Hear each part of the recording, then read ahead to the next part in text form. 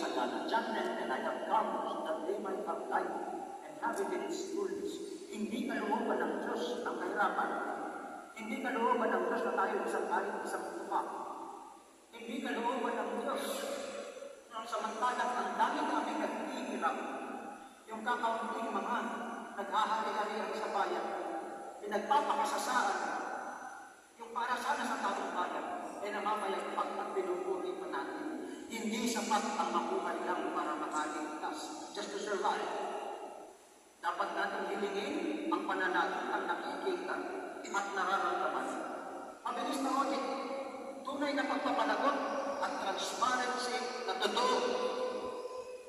Ang pera natin, dapat alam natin kung saan napupunta. Ang mga politiko na ayaw ng transparency, mga magnanakaw. Anong dapat kami katapos?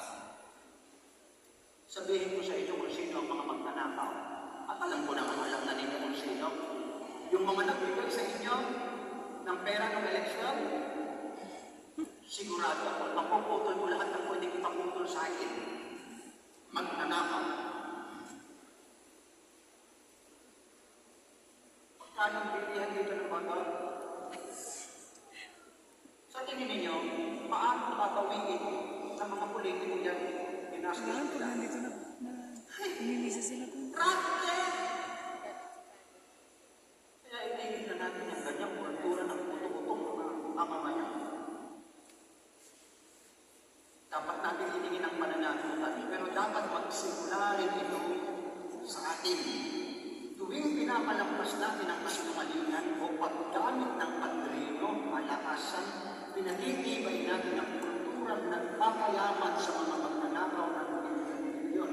Kaya sabi ni San Pablo, huwag kayong makiayon sa takbo ng mundo ito, kundi magbago kayo sa pamamagitan ng pagbabago ng inyong isip. Iwaksin na natin yung lumang pag-iisip na okay lang yan. Ganyan talaga. Ganun ba dapat talaga? Bawat pisong niluluspay ng mga tiwali. Ang kapatid, kapahamakan sa bayan.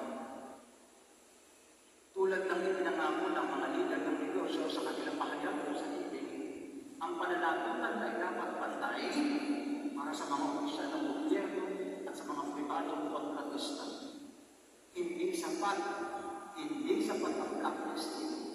Ang sakwatan sa katiwalian ay krimen at dapat parusahan.